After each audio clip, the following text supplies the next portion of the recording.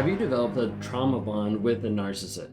If you don't know what that is, I've got some videos on that about YouTube, like almost like the idea of like Stockholm syndrome, where you're addicted to that other person, where you're that person you want to be with, but you don't want to be with, and there's all this back and forth. Okay. But a lot of times people want to take it a step further and ask deeper questions on not just if you're with a trauma bond, but does the narcissist actually know that they're making a trauma bond? Do they actually know that they're constructing or fabricating this whole aspect to latch onto you, to keep you in the relationship, to trauma bond you to themselves? And a lot of times people ask this question because they want to know, they want to know how intentional is it?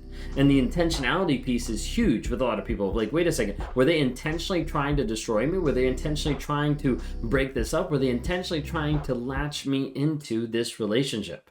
Well, we're going to dive into a couple different things and what is actually going on behind the surface in this video today.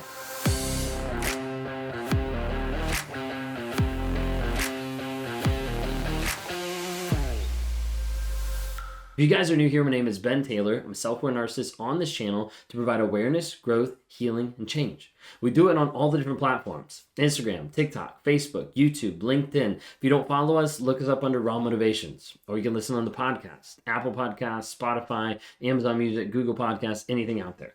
If you want to listen to the wife's perspective, how it works being with a narcissist, how it works like in our past relationships with like everything that we've gone through and ups and downs, the pitfalls, the good, the bad, all that kind of stuff. If you want to hear some of that, would love to be able to interact with you on our podcast that we actually are co-hosting together. And that's Trauma, Drama, and Life. So feel free to check that out under Apple Podcasts, Trauma, Drama, and Life. Myself and my wife, Kayla Taylor, we're talking through some of the stuff that we deal with on a day-to-day basis and some of our journey. Would love to interact with you there. Feel free to send in some questions, DM us, anything like that. If you want to talk with me one-on-one, would love to help you and would love to coach you through the process of breaking free from a narcissist. The trauma bond is real, and it's really hard for a lot of people to break through because they have in their mind, I know logically I don't want this person, but I still want this person. I still want to interact. I still want to be with them. I still want to see them, kiss them, hug them, hold them, whatever. And they're like, I don't understand why. Why do I feel this pull? Well, I work with people on a day-to-day basis, help them rewire their mindset to actually get away from that person, break the trauma bond, and not go back. That's the goal of building those healthy boundaries and moving forward. Last off, if you haven't had a chance to be able to check out the app that we have, which is Narcissistic Abuse Recovery Community of like-minded people to help people heal, grow, and change with weekly lives, with monthly coaching, where you can track your no contact, where you can journal, like all those things that are inside there with courses and exercises and more things coming. All those things are there under narcapp.com. So feel free to check it out, NARCAPP, narcapp.com. Would love to interact with you. Would love to have you join. That way you can actually see that community and have people around you that know what you've been through and can help support you on your healing journey. Well, when we're talking about trauma bonds, the biggest question that comes up when we're looking at the narcissist side of like, do they know that they're actually making a trauma bond? Do they know that it's actually happening? Well, I think first off, I want to set up the idea that the narcissist knows that they're making a bond. Now, whether they know it's a trauma bond, that's the difference there. Narcissist views a lot of times making a bond as being a connection with another person. So for a narcissist, they're not really looking and seeing it being as trauma. They're not really looking at it being a negative thing. I never thought anytime I was developing a trauma bond with another person that I was looking at it being like, hey, let me make this negative thing. It was like, no, let me build a connection with the person and keep them in my life because I didn't want to lose them. And so a lot of times when a narcissist is looking at creating a bond, they're thinking of connection. But the problem is the manipulation piece turns it up even more, that connection doesn't matter how it's made. It just matters that there's a connection with someone, oftentimes using any means necessary. So say, for instance, music, movies, dislikes, likes, things like that a lot of times a narcissist won't like before and won't like after, but all of a sudden will magically love that artist or that movie or something that you like. They'll magically like that just for you, but in reality, they don't. Now, some people get confused on this. They're like, but wait a second, but what if they found something they liked? Okay, we're not talking about that. What we're talking about is even people that we've known that do not like something, that have badmouthed it, and then all of a sudden change it and morph it as to be part of their mask for manipulation, for grooming that other person. And then if that person leaves, they go and they like something completely different and say, oh, I didn't like that. Okay, so there's a difference here than someone just being like, oh, this is new, I like this. A narcissist a lot of times will come in and be like, oh, you like that? I love that too. And then they go out and listen or watch to it because they don't even know anything about what they're talking about. They're just using it to be able to build a mask. It's a way to build a connection really fast. When you find someone that likes something that you like, you're like, oh my gosh, so we have so much in common. When in reality, you might not have anything in common, they just made it up. Narcissists also create a bond using your insecurities and your vulnerabilities. Sometimes they'll do it on the aspect of wanting to mirror you and look the same. Like, I struggle with that too. That's something that I need to work on too. Like, that's something that's going on in my life too. Sometimes they'll do it with vulnerabilities. They're showing you things in the past that made them look and feel and seem like they were actually being vulnerable, but in reality, it was just a manipulation to make you think that they had sympathy and empathy. Another thing that they do in the grooming aspect is the idea that they've never felt this way before, where they use a bunch of lies to say, oh my gosh, we're perfect together, we're soulmates, like we've never been this close before, I've never been this way with anybody, this must be the perfect person, this must be the one.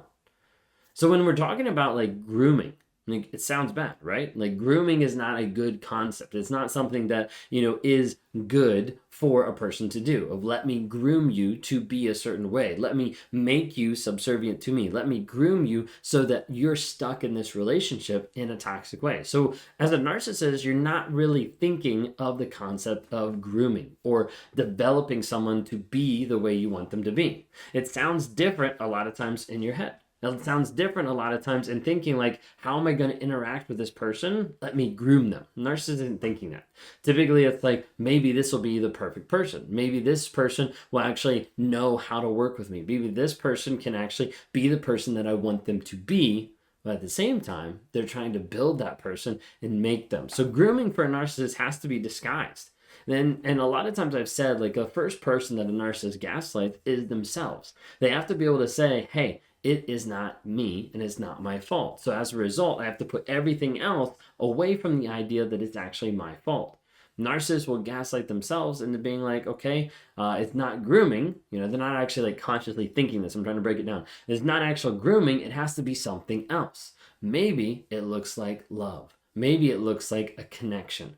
And so the idea there is, let me go ahead and do anything I need to build a connection, to build an aspect so that I can get this person and keep this person, because that's what love looks like.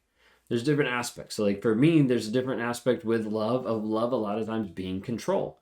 And a lot of that ruined a lot of the relationships that I was in because I viewed love being control. If I'm controlling, if I'm protecting, if I'm controlling what you do, where you say, where you go, the people you hang out with, then that is love. That is what love meant. And so a lot of times I put it through that filter, and I wasn't putting it in being like, let me groom this person or let me trauma bond them, but this is what love looks like, so I need to have this. I need to make sure that I connect with this person in this way.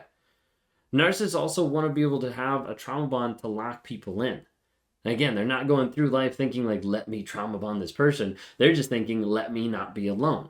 So as a result, I'll do anything I can to not be alone or to make sure I've got someone else lined up. So if I am alone, I'm not alone because I can get someone else. A lot of times a narcissist will latch onto someone in order to not be rejected. Maybe they want to spend 24/7 together. That way, that person doesn't leave. That person doesn't reject them of what's actually going on because they're madly in love. And then the narcissist starts to pull away because they're latching onto someone else. Sometimes the narcissist will keep a person just to make sure they don't feel the shame. We see this all the times in marriages when people are trying to get a divorce and the survivor's trying to get away from the narcissist and trying to get a divorce, and the narcissist doesn't want to get a divorce because it reveals the shame in their own life. So a lot of times they'll do anything they can, and even like the trauma bond aspect, the grooming aspect, the manipulation, they'll do anything they can to keep that person in their life so they don't have to deal with shame. A lot of times you also have a narcissist that's building a false connection. Okay, and with this, it's the idea of like, let me get connected so that either I feel better about myself, I can bring them down to my level, or I appear more human to everybody else out there. The problem is, it's not based on truth. And the trauma bond is not based on truth of what's actually happening. There's no truth underneath the issues and the situations that's actually going on in the narcissistic front. So as a result, there's no way to create a good, healthy bond. As a result, it becomes a trauma bond. As a result, you also are not sure who you fell in love with, who's actually there, what's actually going on. You see, a lot of times narcissists, when they go through the motions, when they're going through the aspects of building a trauma bond, they'll end up doing that to lock people in, to groom them to be the perfect partner, and to create a bond and a connection so that they don't have to deal with the fact of being alone. A lot of it comes back to the whole focus of it being on the narcissist and nobody else. So thinking through the idea of like, do they know they're creating a trauma bond? There's a huge aspect that no, because they don't view it as a trauma bond. They view it as a way to be able to lock in supply and make sure that this person doesn't leave them and doesn't shame them in the process. I guess another way that I would say it was they know they're building something in order to not lose people, and gain supply, and control another person. But they're not going to view it or think of it in the aspect of building a trauma bond or anything negative in that light, because in that resolve, it would put them as being the bad person and would reveal a lot more shame in their life than what they actually want to deal with.